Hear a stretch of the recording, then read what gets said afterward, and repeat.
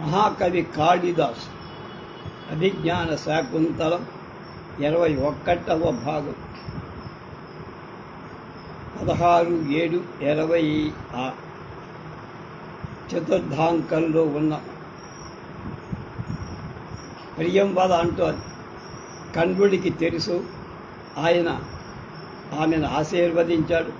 నా కూతురు తప్పేం చెయ్యదు, మంచివాణ్ణే తగినవాణ్ణే వరించింది, వివాహం చేసుకుందని ఆమెను దుష్యంతుడి దగ్గరికి పంపడానికి ఏర్పాటు చేస్తున్నాడని చెప్పుకున్నాడు. ప్రియంవద సఖీ అవాం తావధుత్కంఠాం కథమపి వినోదయిష్యావా సా తపస్విని నిర్వృతాభవత్. అప్పుడు అనసూయ అంటోంది, తేన ఏతస్మిన్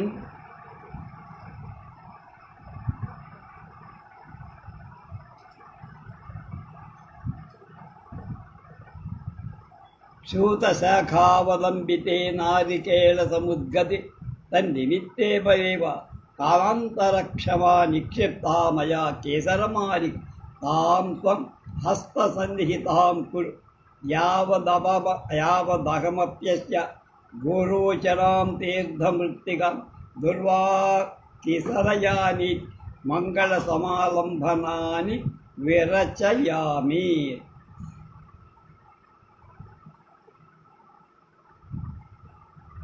అనసూయ అవాం తావత్, మనమిద్దరం కథమపి యదాగో అల ఉత్కంఠాం ఆతృతం వినోదయిచావహ శకుంతలం సాగనంపిన తరువాత తొలగించుకుందాంలే.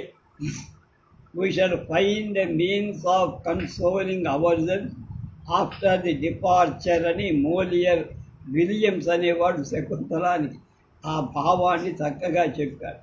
విరహ పర్యుత్సకతను నెమ్మదిగా దిగమిందుకొని ఆనందిద్దాము.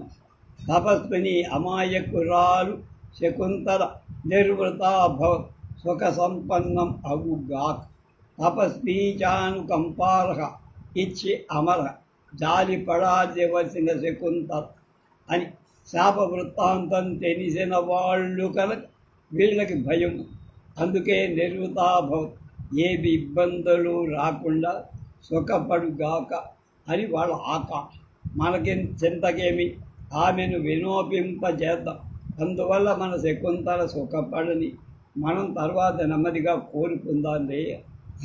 తేనహి, అందుకని ప్రియంవద సూతశాఖ అవలంబితే, మామిడి కొమ్మకు వేలాడ గట్టిన ఏతస్మిన్ ఈ నారికేళ సముద్గతే కొబ్బరి ఆకుల బుట్టలో తత్ నిమిత్తమే ఆమె కోసమే కాలాంతరక్షమ చాలా కాలం ఉండేదైన కేసరమాలిక పొగడ పూల దండ మయా నా చేత నిక్షిప్త ఉంచబడి. ఆ దండ వాడిపోదు, ఎంతకాలమైనా వాసన పోదు, అది రంగు ఉంచా. దాని త్వం నువ్వు హస్త సన్నిహితాం చేతబట్టుకు తీసుకురమ్మండవమ్మ. యావత్ ఇంతలో అహం అవి నేను కూడా అస్యాహ శకుంతల కోసమని గోరోచనాన్ని తీర్థమృత్తికని మట్టిని, పవిత్ర క్షేత్రపు మట్టిని, పుట్టమండుల దుర్వాకిసలయాన్ని, దుర్వాంకురాలు లేత గరిక మొక్కలు, ఇది మొదలైన మంగళ సమాలంభాన్ని, మంగళాకారాలైన వడి విరచయామి సమకూరుస్తా.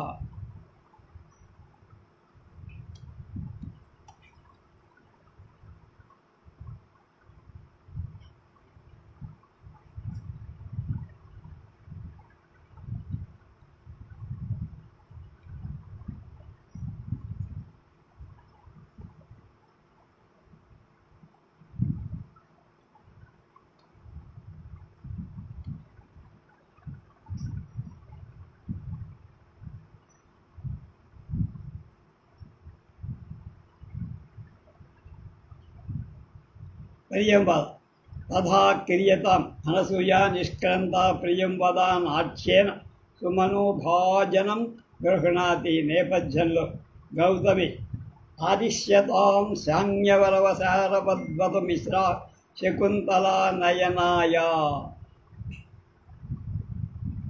ఏ నిమిత్తమైన కాలహరణం నిక్షిప్తామయ అని చెప్పి తథాగతం అలాగే చేద్దాం. నిష్క్రింద గోరోచనాదుల కోసం అనసూయ నిష్క్రమిస్తుంది. ప్రియంవద సుమనోభాజన్ పొగడ పూల దండ ఉన్న బుట్టను నాట్యేన గృహ్ణాన్ని అభినయంతో చూపుతూ స్వీకరిస్తుంది. చెట్టు కొమ్మ నుంచి తీసుకుంటున్నట్టు అభినయం ప్రదర్శిస్తుంది. నేపథ్యంలో తెరలు గౌతమి ఓ గౌతమి శకుంతలానయనాయ శకుంతలను తీసుకువెళ్ళటాని శాంగ్యవర్గ రవ శారద్వతమిస్త మాంజులైన శాంగ్యరవ శారద్వతుడు ఆదిశ్యంతాన్ ఆదేశింపబడుదురుగా. వాళ్ళిద్దరికీ ఈ పని ఆజ్ఞాపించడం, వాళ్ళని శకుంతలతో వెంట పంపడం. కర్ణం దత్వా అనసూయే ప్రియంవద స్వరస్య ఏతే ఖలు హస్తినాపురగామి ఋషయ అకార్యన్ ప్రవిశ్య సమాలంబన హస్త. అనసూయ సహి ఏహి గచ్చంహ సఖీ ఏహి గచ్చావ పరిక్రామత. ప్రియంవద వీళ్ళిద్దరిని చూసి ఏషా సూర్యోదయ శిఖామార్జిత నీవారాక్షత హస్తాభి స్వస్తివాచకాభి తపసీభిరభి నంజ్యమానా శకుంతలా తిష్టన్ ఉపసర్పావ ఏవనా ఇత్యుపసర్పత. తత్తః ప్రవిశతి యథోద్దిష్ట వ్యాపార ఆసనస్థా శకుంతల. కర్ణం దత్వా విని అనసూయ త్వరపడవి. ఏతే కలుగు ఇదిగో హస్తినాపురగామిన హస్తినాపురానికి వెళ్ళి ఋషులు ఇద్దరు పేరు అకార్యంతే పిలవబడుతారు, వాళ్ళని అప్పుడే పిలుస్తున్నారు అని. ప్రియంవద ఏహి రా గచ్చావా వెళద. పరిక్రామ ఇద్దరు 4 అడుగులు వేస్తా. ఏసా విలోక్య ముందుకు చూసి సూర్యోదయే ఏ ప్రాతకాలంలోనే శిఖామార్జిత శిరస్నానం చేసిందై శకుంతల నీవార అక్షత హస్త నెవ్విరి బియ్యంతో చేసిన అక్షతలు చేతిలో పట్టుకున్నవాడు స్వస్తివాచకాభి ఆశీసులు అందిస్తున్నవాడు అయిన తాపసీవి ఋషికాంతలతో అభినందింపబడుతున్నది. ఏషా ఇదిగో తిష్టది ఇక్కడ కూర్చొని. ఏనాం ఏమన్ ఉపసర్పావహ దగ్గరకు చేరతాం, సమీపిద్దాం. ఇది ఉపసర్పత దగ్గరకు వెళ్తాం. శకుంతల అంటోంది భగవత్య వందే ఏకా జాతే భర్తు బహుమాన సూచకం దేవీ శబ్దం లభస్వ. ద్వితీయ 2వ వచ్చే వీర ప్రసవణీ భవ. 3వ వచ్చే భర్తుర్బహుమతా భవ. ఆశీషో దత్త గౌతమీ వర్జం నిష్క్రాంత. సఖ్యౌ సహి సుఖమజ్జనంతే జాతం శకుంతల స్వాగతం మే సఖ్యో ఇతో నిషీదతం. అప్పుడు యుధిష్ఠిస్తవ్యాప చెప్పబడిన విధంగా అభినందనలు అందుకుంటున్నదై ఆసనస్థ సముచితమైన ఆసనం మీద కూర్చున్న శకుంతల ప్రవేశ భవతి. ఓ భగవత్స మహానుభావులారా, మీకందరికీ నమస్కరిస్తున్నా. శకుంతల జాతే పుత్రి. జాతి అంటే పుత్రి, కుమార్తె, అమ్మాయి అని. భర్తకు నీ పెనిమిటి బహుమాన సూచకం నీకిచ్చే గౌరవాన్ని సూచించే దేవీ శబ్దం. దేవీ శబ్దాన్ని లభస్వాభ అంటే దేవిగా ఉండాలి, అంతఃపుర దేవి. అంతేగాని జనానాలో ఒకటిగా కాదు. పొందు లభస్వ పట్ట మహిషివే దేవి అంటారు మిగతా వాడు కనుక పట్ట మహిషి కా. వీరస్మరణి వచ్చే తనయ వీర ప్రసవణీ భవ. వీరమాతవు గొప్ప కుమారుణ్ణి నువ్వు పొందమ్మా, వీరుణ్ణి ప్రసవించు. అలాగే వచ్చే ఇంకో బిడ్డ, భర్తవు నీ పెనిమి బహుమత ఆదరణీయం భవ అవు ఆశిష దత్వ. అలా ఆశీసులందించి గౌతమి వజ్యం, గౌతమి మెనహ సర్వాహ మునికాంతలంత నిష్క్రాంత వెళ్ళిపోయారు. ఉపస్పృత్య అనసూయ ప్రియం వదలు దగ్గరికి వచ్చి, సఖీ శకుంతల తే నీ సుఖమజ్జనం, హాయిగా శిరస్నానం జాతం అయ్యిందా అని. అప్పుడు మే నా సఖ్యో చెలికత్తరు స్వాగతం స్వాగతం, ఇత ఇటువైపు నిషీధం కూర్చోండి అంది అమ్మాయి. ఇద్దరు మంగళపాత్రాన్యాదాయ ఉపవిశ్య ఫలా సజ్జాభవ యావత్ మంగళ సమాలంబనం విరచయావహ. ఇదం శకుంతల ఇదమపి బహుమంతవ్యం దుర్లభ నిదానీ మే సఖీమండలం భవిష్యతీతి. సఖీ ఉచితం నతే మంగళకాలో రోదితం. అప్పుడు ఆభరణోచితం రూపమాశ్రమ సులభై ప్రసాధనై విప్రకారజ్యతే. మంగళద్రవ్యాలు ఉంచిన పాత్రలను ఆదాయ తీసుకొని ఉపవిశ్య కూర్చొని హలా సఖీ, హలా అని మనకి జగదేక వీరుడి సినిమాలో వాళ్ళు అంటూ ఉంటారు. హలా సఖీ సజ్జాభవ, సన్నద్ధురాలవుకో అంటే ప్రయాణానికి సిద్ధం. యావత్ ఇక మేమిదే మంగళ సమాలంబనం, మంగళప్రదమై అలంకరణ, సమాలంబనం రంభణం కూడా విరచయామి చేస్తాం. అదం అది, ఇది కూడా బహుమంతవి, అధికంగా భావించాల్సిందే. ఇప్పుడు ఈ సఖీ మండలం చెలికత్తలు చేసే అలంకరణ మే నాకు దుర్లభం భవి. రేపటి నుంచి ఎవరు చేస్తారో తెలియదు, దుర్లభం అవుతుంది. రేపు ఇలా జరుగుతుందని నేను అనుకోను. ఇది బాష్పం విశ్వజతి కన్నీరు పెట్టింది, వాళ్ళని వదిలిపోయి. సఖీ మంగళకాలి శుభప్రదమైన ఈ ప్రయాణ సమయంలో రోదితం కన్నీరు పెట్టడం నీకు నా ఉచితం తగదమ్మా అని అశ్రుడి కన్నీరు తొడి నాట్యేన ప్రసాదై అలంకరించడాన్ని అభినయంతో ప్రదర్శిస్తా. అంటే ఆమెకి అలంకారం ఆభరణ ఉచితం, విలువైన ఆభరణాలు అర్హమైన రూపం నీ ఆకృతి ఆశ్రమ సులభై, ఆశ్రమము తేలిగ్గా లభించే ప్రసాదై పూర్వచన తీర్థమృత్తిగా దుర్వాంకురా మొదలే సమాలంబనలతో విప్రకార్యని వికృతం చేయబడుతోంది.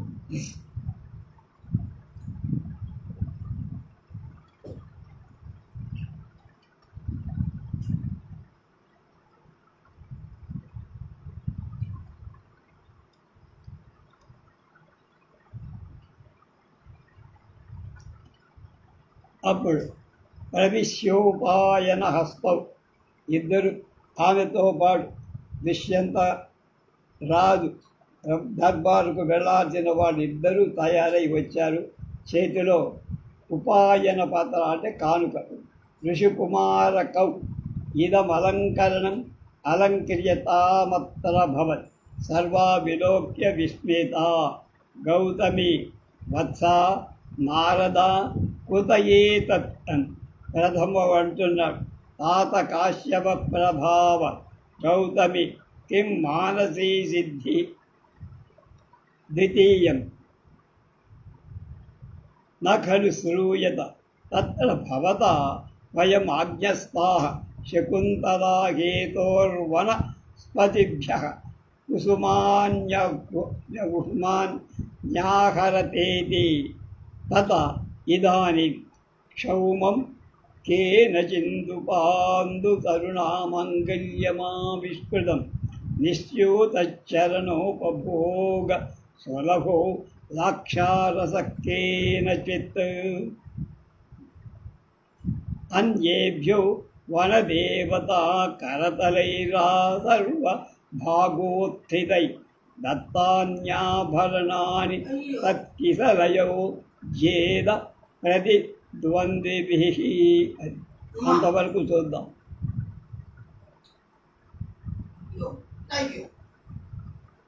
ఇదిగో అలంకరణం, భూషణ సమూహం.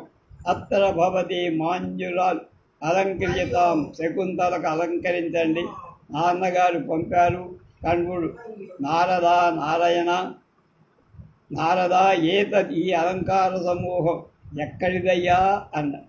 కాశ్యప ప్రభావ, తండ్రి కణ్వుడి యొక్క మహిమ వల్ల వచ్చి కిమ్మాని మానసీ సిద్ధికి, మనశక్తితో తపశక్తితో వనగూడిన సిద్ధ అని అర్థం. నక్కలు కాదయ్యా. త్రయాతం, తల క్రిందు. ఆలకించు, విను. శకుంతలా హేతు, శకుంతల కోసం వనస్పతిభ్య తరువల నుంచి కుసుమాని పూలు ఆహరత ఇది తెండి అని. అత్ర భవత, మాన్యుడైన తాత కాశ్యపుడి చేతి వయం ఆజ్ఞప్తాః, మేము ఆజ్ఞాపింపబడ్డా, మమ్మల్ని ఆజ్ఞాపించి అని. తతః, అంతట ఇదానీం, ఇదిగో ఇప్పుడు తెచ్చామంతే తప్ప బంగారు ఆభరణాలు కావు.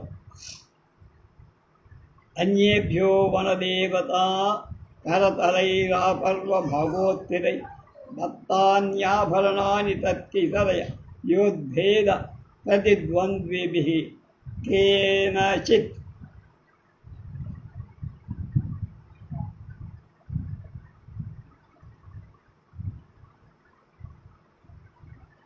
తరుణ ఒకనొక చెట్టు చేత ఇందుపాండు జాబిల్లిలాగా, ఇందుపాండు తెల్లనిదిగా, మాంగళ్యం శుభప్రదమైంది, మంగళకర్మణి సాధుమాంగ అయిన క్షౌమం పట్టు చీరల జత ఆవిష్కృతం సృష్టించి ఇవ్వబడి కేనజిత్ మరొక వనస్పతితో చరణ ఉపభోగ సులభ కాళ్లకు అలంకరించుకోవడానికి తగిన లాక్షారథ పారాణి నిశ్యూతగా స్రవించి ఇవ్వ. అన్యేభ్యగా తక్కిన చెట్ల చేత తత్కిసరయ, వాటి చిగుళ్ళ తాలు బుద్ధివేద మొలకలతో ప్రతిద్వంద్విభిః పోటీదారులు అపర్వభాగ ఉత్థితై మణికట్టు దాకా మాత్రమే పైకెత్తబడినవి అయ్యను. వనదేవతా కరతలై, వనదేవతల హస్తకళాలతో ఆభరణాలు, రకరకాల ఆభరణాలు దత్తాని ఇవ్వబడ్డాయి. అవన్నీ వనదేవతలు ఇచ్చినవి. తాత్పర్యం, నిండు జాబిల్లిలాగా తెల్లగా ఉన్న ఈ మాంగళ్య వస్త్రద్వయ ఒకనొక తరువు ఆవిష్కరించి అందించెట్టు. చీర ఒకటి, మేరు ముసుగు ఒకటి, కాస్త అవగుంఠనవతి పైన కప్పుకోవడానికి దుపట్టా అంటారు. పాదాలకు పెట్టుకొని పారాణి మరో చెట్టు స్రవించి మిగతా ఆభరణాలు, మిగతా వనస్పతులు సమర్పించాయి. చిగురాకుల గుత్తి సాటి వచ్చే హస్తతలాలను మణికట్టు దాకా మాత్రమే వనదేవతలే స్వయంగా సమర్పించిన తరుదేవతలు చెట్లనేటువంటి దేవతనిచ్చారమ్మా. శకుంతలం విలోక్య శకుంతలంటు అలా సఖి అరసూయ ఈ అభ్యుపత్వ అనుగ్రహం భర్తుహుగే వ్యక్తింటిలో రాజలక్ష్మి రాజసంపద అనుభవితవ్యా, నీ చేత అనుభవించాల్సి నువ్వు అనుభవించబోతున్నావు ఇది అని నీ సూచింపబడిందమ్మా. నువ్వు అనుభవించబోయే రాజ్య సంపదంతా ఇందులో ఆ చెట్లని నీకు చూపించు. శకుంతల వ్రీడాం సిగ్గును రూపయతి అభిలయంతో సిగ్గుపడింది శకుంతల.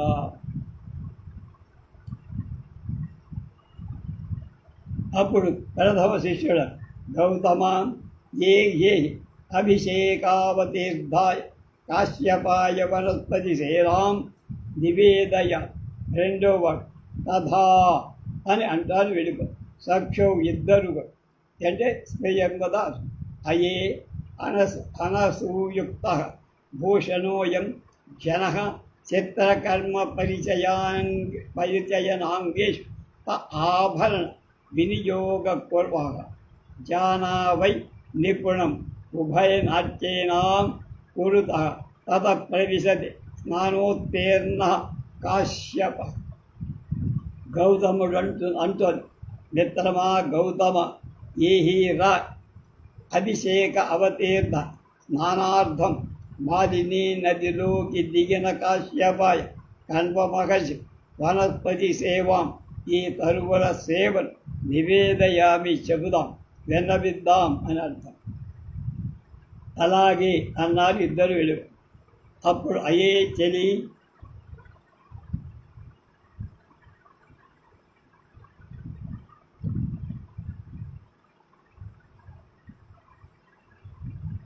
అయ్యే ఓ చెలి, అయం జన ఈ జనం మేము అనుపయుక్త భూషణాలు ఏనాడు ఉపయోగించిన వాళ్ళం కాదు, మాకు తెలియదు. చిత్రకర్మ పరిచయ చిత్రలేఖనాలు చూసిన పరిచయం తేనీయంగా అంటే ఇక్కడ బొమ్మల్లో చూసాం, అలా నీకు సరిపడేట్టుగా తయారు చేసి ఇచ్చాయి వనదేవతలను. ఆభరణ వినియం భూషణాల అలంకరణ పూర్వీకి చేస్తున్నాం, మాకేం తెలియదు, కానీ బొమ్మల్లో చూశాక ఆ ఎక్స్పీరియన్స్ ఉండాలి. వాం మీ ఇద్దరి నిపుణత జానే నాకు తెలిసిలేవే అంటోంది. ఇద్దరు అలంకారం చేస్తున్నారు. ఇంతలో ఉత్తేన స్నానం ముగించుకొని నది నుండి లేచిన వాడు కాశ్యప కంఠుడు ప్రవేశిస్తారు.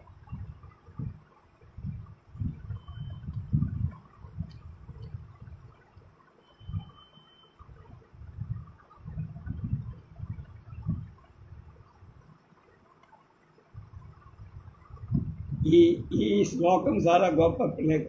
యస్యద్భవ శకుంతలేతి హృదయం సంసృష్టముత్కంఠయ కంఠం స్తంభిత బాష్పవృత్తి కలుషః చింతాజడం దర్శనం వైక్లభ్యం మమ తావదీదృశమహో స్నేహాదరణ్యౌ కదా పీజ్యంతే గృహిణః కథం ను తనయా విశ్లేష దుఃఖైర్నరైః అన మళ్ళా యస్యద్యశకుంతలేతి హృదయం సంస్పృష్టముత్కంఠయా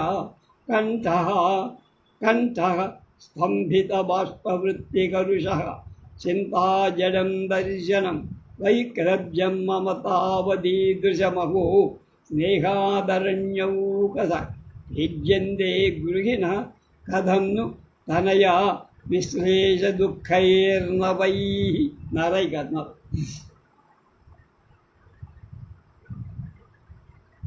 దీన్నే కందుకూరి వీరేశలింగం గారు 100 మందెడెందము అనే పద్యంలో